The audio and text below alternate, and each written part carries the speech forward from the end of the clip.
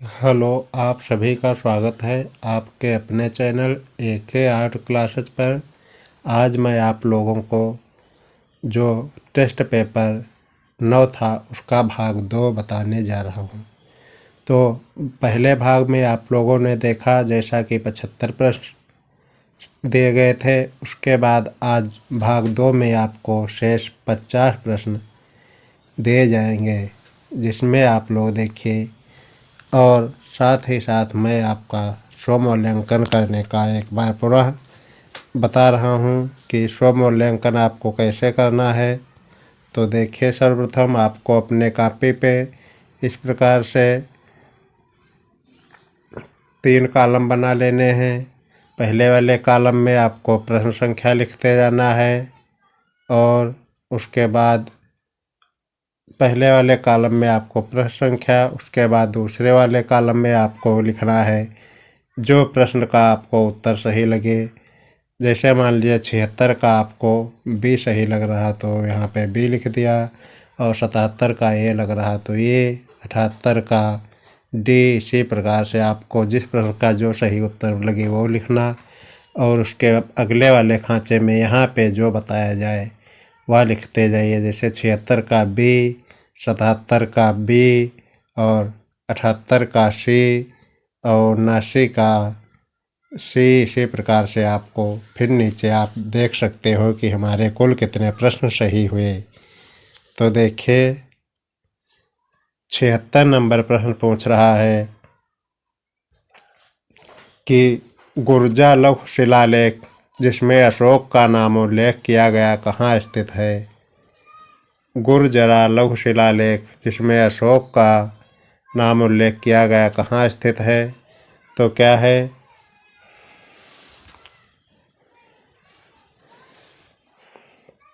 उत्तर प्रदेश के मिर्ज़ापुर ज़िले में। बी ऑप्शन में मध्य प्रदेश के दातिया ज़िले में। सी में के राजस्थान के जयपुर ज़िले में। डी के बिहार के चंपारण ज़िले में। तो प्रश्न क्या है, गुजर्रा लौह शिलालेख जिसमें अशोक का नाम उल्लेख किया गया है। सही उत्तर विकल्प बी, मध्य प्रदेश के दातिया ज़िले में। उसके बाद देखिए प्रश्न अगला। आज मैं आपको कुछ कम समय लेते हुए 50 प्रश्न हल कराने की कोशिश करूँगा। तो देखिए अगला प्रश्न क्या है, केवल वह स्तंभ जिसमें अशोक ने स्वयं की केवल वह स्तंभ जिसमें अशोक ने स्वयं को मगध का सम्राट बताया तो कौन सा है। मास्की का लघु स्तंभ, रुम्नीदेही का स्तंभ, कोइन स्तंभ, भाम्ब्रू स्तंभ। तो सही उत्तर डी, भाम्ब्रू स्तंभ। केवल वह स्तंभ जिसमें अशोक ने स्वयं को मगध का सम्राट बताया वह है भाम्ब्रू स्तंभ। उसके बाद देखिए अगला प्रश्न। अगला प्रश्न क्या है, अगला प्रश्न पूछ रहा है उत्तराखंड में सम्राट अशोक के शिलालेखों की एक प्रत कहाँ मिली थी। तो उत्तराखंड राज्य में सम्राट अशोक के शिलालेखों की एक प्रत कहाँ मिली थी। ऑप्शन में नैनीताल, पैड़ी और टिहरी और कलासी जिला देहरादून, जो कि सही उत्तर कलासी है। प्रश्न नंबर 78 का सही उत्तर डी। उसके बाद देखिए अगला प्रश्न 79 नंबर का प्रश्न देखिए, निम्नलिखित में से किस अभिलेख में चंद्रगुप्त और अशोक दोनों का उल्लेख किया गया है। जो नीचे अभिलेख दिए गए उसमें कौन से अभिलेख में चंद्रगुप्त और अशोक दोनों का उल्लेख किया गया है। तो गौतमी पुत्र सातकर्णी की नासिक प्रशस्ति में, और महाक्षत्रप रुद्रादामन का जूनागढ़ अभिलेख, अशोक का गिरनार अभिलेख, चंद्रगुप्त का जूना अभिलेख, चंद्रगुप्त का जूनागढ़ अभिलेख। सही उत्तर जो है महाक्षत्रप रुद्रदामन का जूनागढ़ अभिलेख। तो किस अभिलेख में चंद्रगुप्त और अशोक दोनों का अभिलेख होता है। तो महाक्षत्रप रुद्रदामन का जूनागढ़ अभिलेख में। सही उत्तर बी। उसके बाद देखिए 80 नंबर का प्रश्न। तो 80 नंबर के प्रश्न में देखिए क्या है। 80 नंबर का प्रश्न पूछ रहा है, इलाहाबाद में अशोक स्तंभ किसके शासन के बारे में सूचना प्रदान करता है? जो इलाहाबाद में अशोक स्तंभ है वह किसके शासन के बारे में हमें सूचना प्राप्त करता है? ऑप्शन में चंद्रगुप्त मौर्य के, चंद्रगुप्त प्रथम के, चंद्रगुप्त द्वितीय के, समुद्रगुप्त के। सही उत्तर जो है समुद्रगुप्त के। उसके बाद प्रश्न नंबर 80,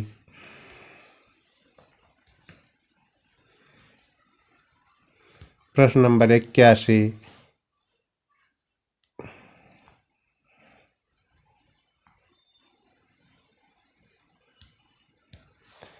81 नंबर का प्रश्न पूछ रहा है, कहा जाता है कि शतरंज के खेल उद्भूत हुआ था। शतरंज के कहा जाता है कि शतरंज के खेल उद्भूत हुआ था, यानी शतरंज का खेल जो है कहाँ पर प्रारंभ हुआ? चीन में, ईरान में, इंडोनेशिया में, भारत में। सही उत्तर डी, भारत में शतरंज के खेल का जो है प्रारंभ हुआ भारत में हुआ। 81 नंबर प्रश्न का सही उत्तर डी। उसके बाद देखिए अगला प्रश्न 82 नंबर का। तो 82 नंबर का प्रश्न है, भारत में सबसे प्राचीन विहार है। तो जो भारत में सबसे प्राचीन विहार है कौन सा? नालंदा, उद्दांतपुरी, भांजा, विक्रमशिला। तो सही उत्तर जो है सबसे प्राचीन विहार जो है वह नालंदा का इसमें दिया हुआ है। ऑप्शन के अनुसार इसमें नालंदा दिया हुआ है। वैसे आप लोग नीचे कमेंट बॉक्स करके बता सकते हो कि भांजा सही होना चाहिए या नालंदा। तो अगला प्रश्न देखिए क्या है। प्रश्न नंबर 83 नंबर प्रश्न पूछ रहा, नालंदा कहाँ पर स्थित है? नालंदा स्थान नामक जो है वह कहाँ पर स्थित है? मध्य प्रदेश में, आंध्र प्रदेश में, उत्तर प्रदेश में, बिहार में। नालंदा जो है वह प्राचीन विश्वविद्यालय हुआ करता था, उसका नाम जो है वह वर्तमान में बिहार में स्थित है। 83 का सही उत्तर डी, बिहार। खजुराहो मंदिर स्थापत्य के निर्माण में सहयोगी थे। खजुराहो के जो मंदिर हैं उनको उनके निर्माण में कौन से सहयोगी थे या वह किसके शासन काल में मिले? चंदेल के, गुर्जर प्रतिहार, परमार, चहमान। सही उत्तर जो है चंदेल वंश से संबंधित हैं। खजुराहो के मंदिर जो है वह चंदेल वंश से संबंधित हैं। उसके बाद देखिए प्रश्न नंबर 85 पूछ रहा है, प्रश्न चंदेल राजाओं ने निर्माण किया। तो चंदेल के जो राजा थे उन्होंने निर्माण किया कहाँ पे? सांची में, उज्जैन में, ग्वालियर में, खजुराहो में। सही उत्तर जो है वह डी, खजुराहो में। चंदेल राजाओं ने खजुराहो में निर्माण किया। उसके बाद प्रश्न नंबर 86 देखिए। 86 में पूछ रहा है, खजुराहो के मंदिरों का निर्माण किसने कराया? फिर वही प्रश्न। तो खजुराहो के मंदिरों का निर्माण किसने कराया? चंदेलों ने, कलचुरी वंश के शासकों ने, मौर्यों ने, पल्लवों ने। सही उत्तर जो है ए, चंदेलों ने। खजुराहो के मंदिरों का निर्माण जो है वह चंदेलों ने करवाया। उसके बाद देखिए प्रश्न जो है वह 87 नंबर का प्रश्न पूछ रहा है आपसे, किस राजवंश ने भारत को प्रसिद्ध खजुराहो के मंदिर दिए? यानी कौन से राजवंश ने भारत को प्रसिद्ध खजुराहो के मंदिर दिए? परमार वंश में, मौर्य वंश में, होलकर वंश में, चंदेल वंश में।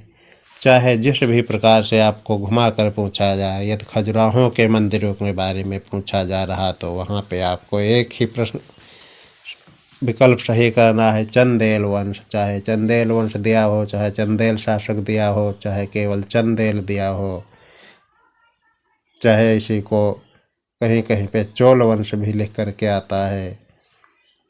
तो सही जो है वह चंदेल वंश। उसके बाद 88 नंबर का प्रश्न देखिए क्या है। 88 नंबर का प्रश्न पूछ रहा है, खजुराहो के मंदिर को बनाने वाले कौन से परिवार के राजा थे? खजुराहो के मंदिरों को बनाने वाले कौन से परिवार के राजा थे? चंदेल वंश के, रोहिल्ला, मौर्य, गुप्त। सही उत्तर है चंदेल वंश है। उसके बाद देखिए 89 नंबर का प्रश्न पूछ रहा है, खजुराहों के मंदिर संबंधित हैं बौद्ध धर्म से, हिंदू धर्म से, हिंदू धर्म और जैन धर्म से। जैन धर्म से जो खजुराहों के मंदिर हैं वह कौन से धर्म से संबंधित हैं?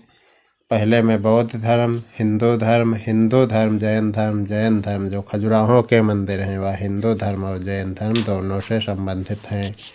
89 नंबर प्रश्न का सही उत्तर सी।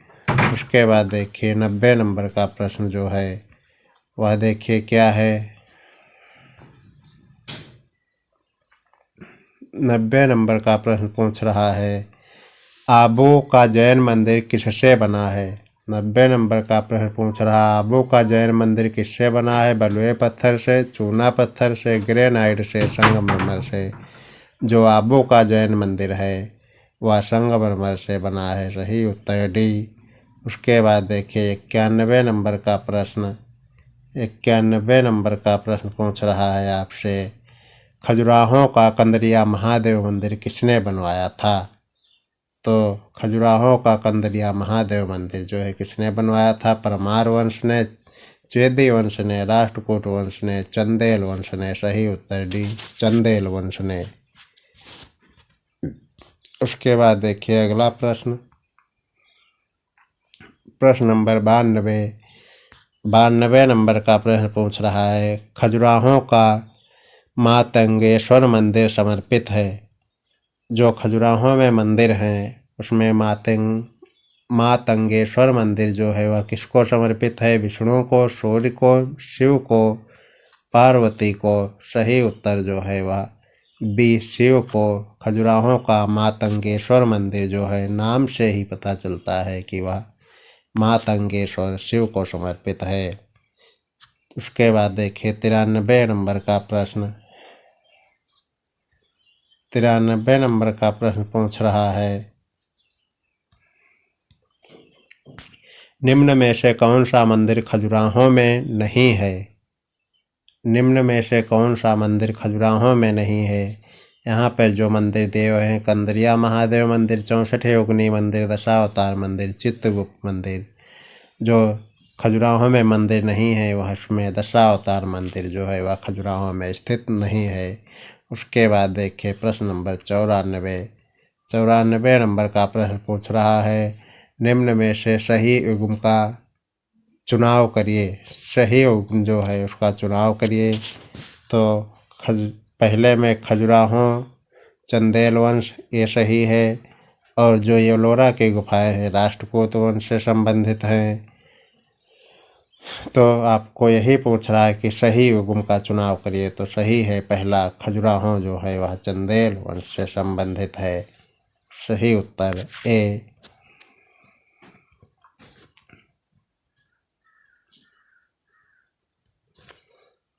जो एलोरा की गुफाएं हैं वह राष्ट्रकूट से संबंधित हैं, और महाबली के मंदिर जो हैं वह पल्लव वंश से संबंधित है। मीनाक्षी मंदिर जो है यह शक वंश से संबंधित है। उसके बाद देखिए क्या है, प्रश्न नंबर 95 नंबर का प्रश्न पूछ रहा है, भीमबेटका किसके लिए प्रसिद्ध है? तो भीमबेटका नामक जो स्थान है, पहाड़ी जो भीमबेटका नामक पहाड़ी है वह किसके लिए प्रसिद्ध है? गुफाओं के शैल चित्रों के लिए, खनिज के लिए, बौद्ध प्रतिमाओं के लिए, सोन नदी का उपागम स्थल के लिए। तो यह जो भीमबेटका नामक पहाड़ी है यह गुफाओं के शैल चित्रों के लिए प्रसिद्ध है। सही उत्तर है 95 का। उसके बाद देखिए 96 नंबर, 96 नंबर का प्रश्न पूछ रहा है, निम्नलिखित में से किस केंद्र में 100 से अधिक बौद्ध गुफाएं हैं? तो निम्नलिखित में से किस केंद्र में 100 से अधिक बौद्ध गुफाएं हैं? ऑप्शन में अजंता, कारले, कन्हेरी, राजगृह। सही उत्तर जो है कन्हेरी। कन्हेरी में 100 से भी अधिक बौद्ध गुफाएं हैं। उसके बाद देखिए 97 नंबर का प्रश्न, 97 नंबर का प्रश्न पूछ रहा है, एलिफंटा की गुफाएं निम्न धर्म के मतावलंबियों के उपयोग के लिए काट कर बनाई गई थी। जो एलिफंटा की गुफाएं हैं वह कौन से धर्म के मतावलंबियों के लिए काट कर बनाई गई थी? तो सही ऑप्शन में आपको है बौद्ध धर्म, जैन धर्म, वैष्णव धर्म, शैव धर्म। एलिफंटा की गुफा जो है वह शैव धर्म से संबंधित है, मुख्यतः शिव जी से संबंधित गुफाएं हैं। शैव धर्म के अंतर्गत आपको शिव पार्वती या शिव परिवार से संबंधित जो भी हैं वह सभी शैव धर्म के अंतर्गत आते हैं। उसके बाद प्रश्न नंबर 98 देखिए। 98 नंबर का प्रश्न पूछ रहा है,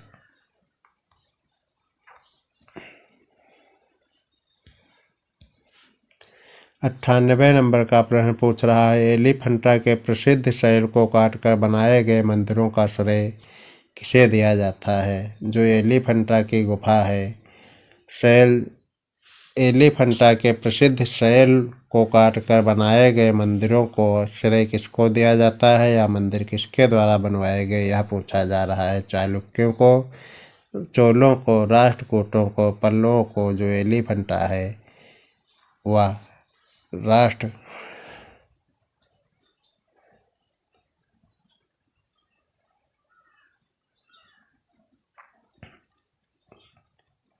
एलिफंटा के प्रसिद्ध शैल को काटकर बनाए गए मंदिरों का श्रेय किसको दिया जाता है?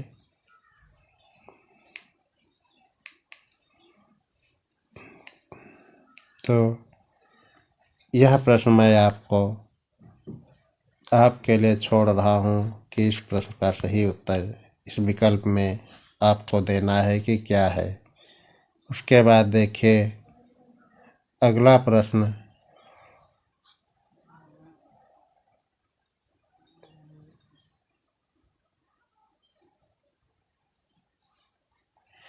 यदि यहाँ पे एलिफंटा की जगह पे एलोरा दिया होता, एलोरा दिया होता तो सही उत्तर राष्ट्रकूट हो जाता, और एलिफंटा दिया है तो आपको एलिफंटा काट कर एलोरा कर लीजिए और सही उत्तर जो है वह राष्ट्रकूट हो जाएगा। उसके बाद देखिए क्या है, 99 नंबर का प्रश्न पूछ रहा है, प्राचीन भारत में गुप्त काल से संबंधित गुफा चित्रांकन के केवल 2 उदाहरण उपलब्ध हैं। इनमें से एक अजंता की गुफाओं में किया गया है चित्रांकन गुप्त काल के चित्रांकन का दूसरा अवशिष्ट किस स्थान पर उपलब्ध है? तो बाघ गुफाएं और एलोरा गुफाएं, नासिक गुफाएं, लोमस गुफा जो गुप्तकालीन गुफाएं हैं वह बाघ गुफाएं हैं और अजंता गुफाएं हैं, यह 2 हैं। उसके बाद देखिए 100 नंबर का प्रश्न, 100 नंबर का प्रश्न पूछ रहा है,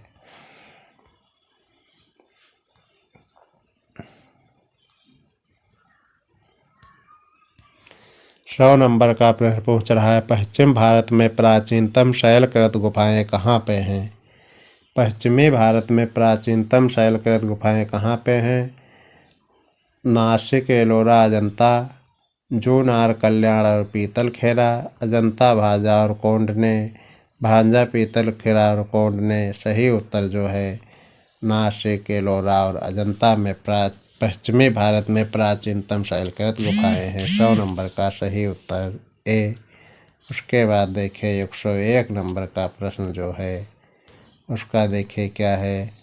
101 नंबर के प्रश्न में पूछ रहा है, एलोरा में गुफाएं और शैलकृत मंदिर हैं। एलोरा में जो गुफाएं हैं वह शैलकृत मंदिर हैं, किसके हैं? बौद्धों के हैं, बौद्ध और जैनों के हैं, हिंदुओं और जैनों के हैं, हिंदुओं, बौद्ध और जैनों तीनों के हैं।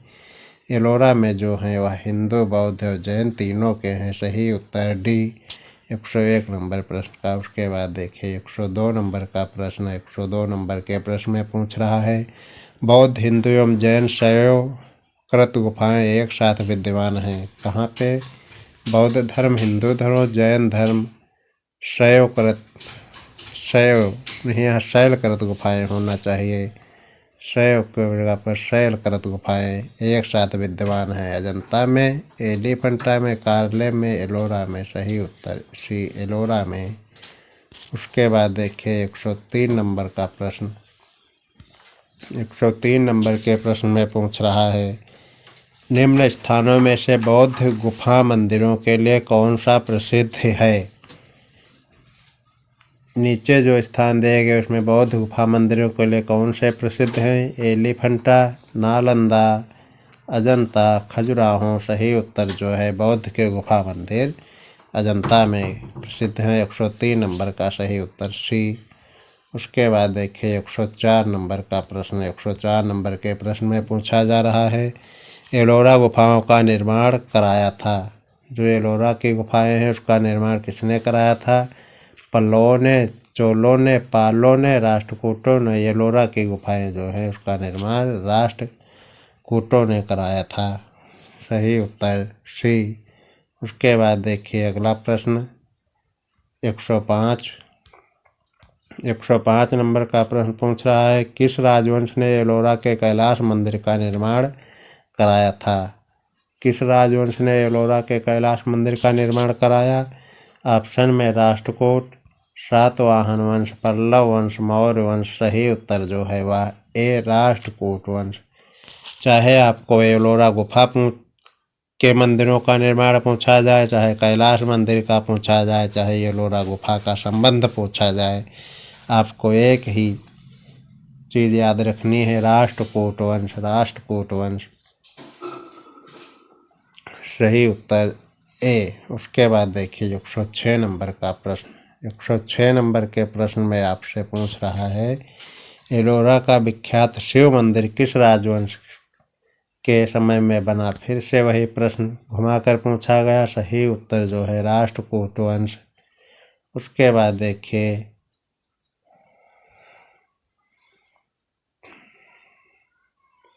107 नंबर का प्रश्न। 107 नंबर का प्रश्न पूछ रहा है, किस धर्म को राष्ट्रकूटों का संरक्षण प्राप्त था। कौन से धर्म को राष्ट्रकूटों का संरक्षण प्राप्त था। बौद्ध धर्म को, जैन धर्म को, शैव धर्म को, शाक्त धर्म को। जो राष्ट्रकूट थे वह जैन धर्म से संबंधित थे। सही उत्तर बी। उसके बाद देखिए 108 नंबर का प्रश्न। 108 नंबर के प्रश्न में पूछा जा रहा है, पहाड़ी काटकर एलोरा के विश्वविख्यात कैलाश मंदिर का निर्माण कराया था। तो एलोरा के जो विश्वविख्यात कैलाश मंदिर हैं पहाड़ी काट कर, उसका निर्माण किसने कराया। ऑप्शन में मौर्यों ने, चालुक्यों ने, पल्लवों ने, राष्ट्रकूटों ने। चाहे भी जिस प्रकार से घुमाकर पूछे, एलोरा से संबंधित यह प्रश्न आ रहा है तो वहाँ पे आपको राष्ट्रकूटों को ध्यान रखना है। उसके बाद देखिए 109 नंबर का प्रश्न। फिर से वही प्रश्न घुमाया गया, एलोरा के एक प्रसिद्ध कैलाश मंदिर के निर्माण से कौन सा राज शासक वंश संबंध रहा है। तो सही उत्तर जो है चोल वंश, चालुक्य वंश, पल्लव वंश। सही उत्तर आपको बस राष्ट्रकूट याद रखना है। एलोरा का जहाँ पे भी नाम आ जाए वहाँ पे आपको राष्ट्रकूट को ध्यान रखना है। उसके बाद देखिए 110 नंबर का प्रश्न। 110 नंबर के प्रश्न में पूछ रहा है, एलोरा के प्रसिद्ध कैलाश मंदिर को निर्माण में आप किस शासक वंश से संबंध करोगे। फिर से वही प्रश्न घुमाया गया है, एलोरा के प्रसिद्ध कैलाश मंदिर के निर्माण को आप किस शासक वंश से संबंध करोगे। ऑप्शन में पल्लव वंश, चोल वंश, चालुक्य वंश, राष्ट्रकूट वंश। सही उत्तर जो है राष्ट्रकूट वंश है।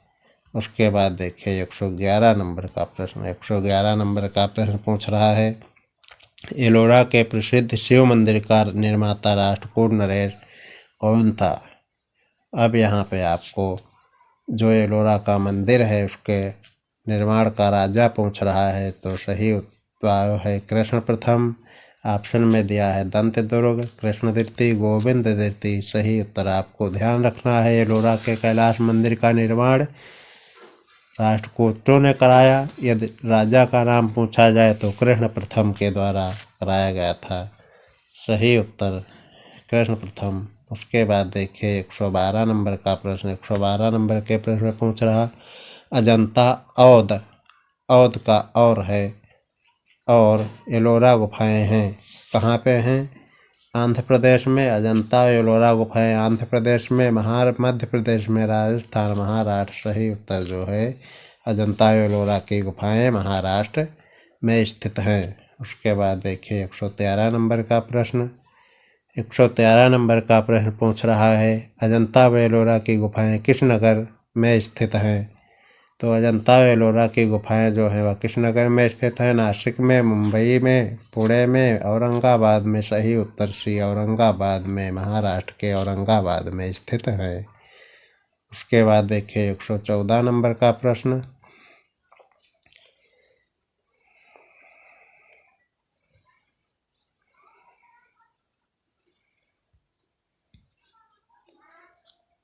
114 नंबर का प्रश्न पूछ रहा है निम्नलिखित स्थानों में से किस एक में राष्ट्रकूटों द्वारा एलोरा पहाड़ियों में निर्मित गुफा मंदिर स्थित हैं?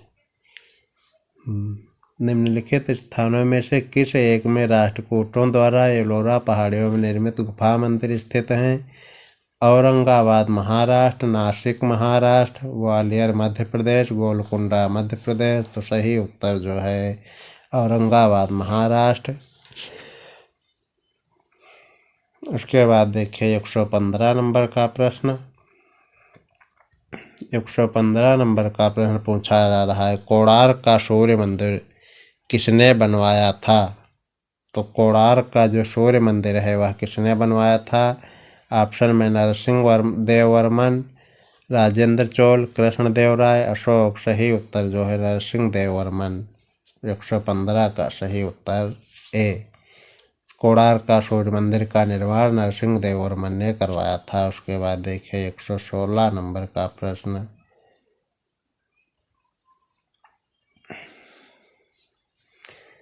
116 नंबर का प्रश्न पूछ रहा है कि निम्नलिखित में से कौन सा सूर्य मंदिर है? जो निम्नलिखित में से कौन सा सूर्य मंदिर है? लिंगराज मंदिर, राजरानी मंदिर, कोणार्क मंदिर और मीनाक्षी मंदिर। सही उत्तर जो है कोणार्क मंदिर जो है सूर्य मंदिर है। उसके बाद देखिए अगला क्या है।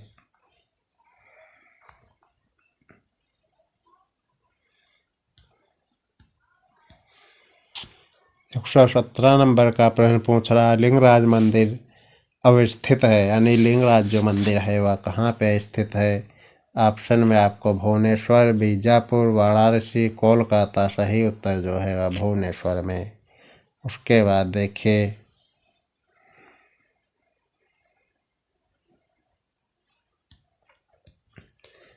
118 नंबर का प्रश्न उड़ीसा में नष्ट होने से बचे निम्नलिखित मंदिरों में से सर्वाधिक बड़ा और सबसे ऊंचा मंदिर कौन सा है?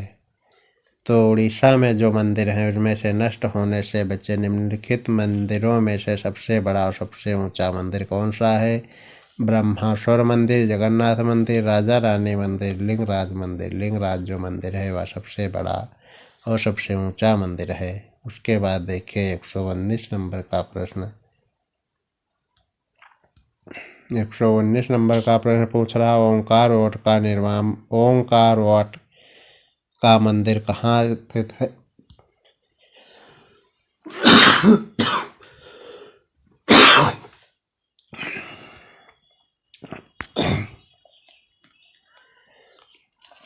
तो 119 नंबर का प्रश्न में आपसे पूछा जा रहा है ओंकार वाट का मंदिर कहाँ स्थित है? जावा में, सुमात्रा में, चंपा में, काम्बोडिया में। जो सही उत्तर है काम्बोडिया में है, जो कि विष्णु से संबंधित है। उसके बाद देखिए 120 नंबर का प्रश्न। 120 में पूछ रहा है ओंकार वाट का मंदिर, विष्णु मंदिर कहाँ है? ओंकार वाट का जो विष्णु मंदिर है वह कहाँ है? फिर से प्रश्न घुमाया गया। सही उत्तर काम्बोडिया में। ऑप्शन में आपको मिल जाए भारतवर्ष, श्रीलंका, जापान। तो सही उत्तर जो है काम्बोडिया। ओंकार वाट का जो विष्णु मंदिर है वह काम्बोडिया में स्थित है। उसके बाद देखिए 121 नंबर का प्रश्न।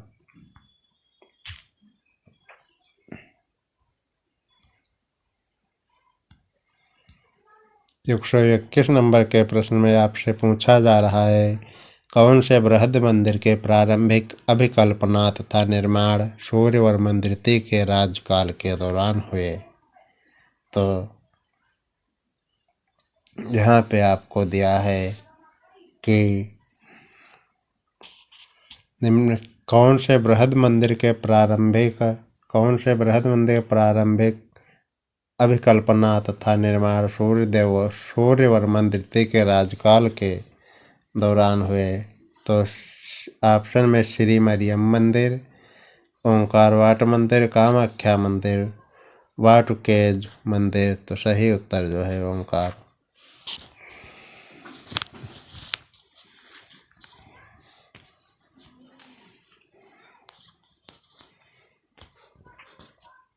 उसके बाद देखिए अगला प्रश्न,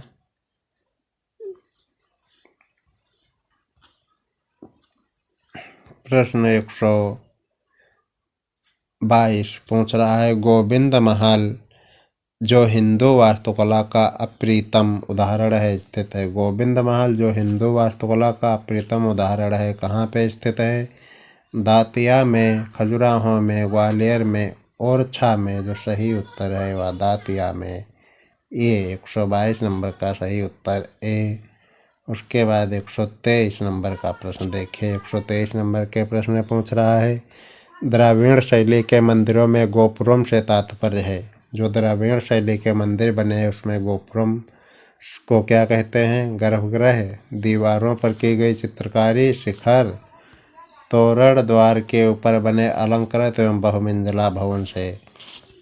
जो गोपुरण है वह प्रवेश द्वार या तोरण द्वार होते हैं मंदिरों के, उनको गोपुरम कहा जाता है। उसके बाद देखिए 124 नंबर का प्रश्न। 124 नंबर का प्रश्न पूछ रहा है, भुवनेश्वर तथा पुरी के मंदिर किस शैली में निर्मित है? भुवनेश्वर तथा पुरी के मंदिर किस शैली में निर्मित है? द्राविड़ शैली, नागर शैली, वैश्य शैली, कोई नहीं। सही उत्तर जो है वो नागर शैली। उसके बाद 125 नंबर लास्ट प्रश्न टेस्ट पेपर का।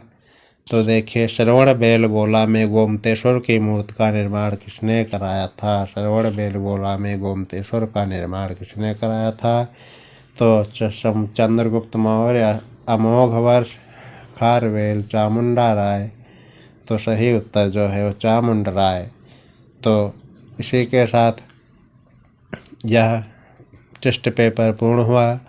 तो आप लोग नीचे कमेंट करके बताएं कि आपके कुल 125 प्रश्न में से आपके कितने सही हुए।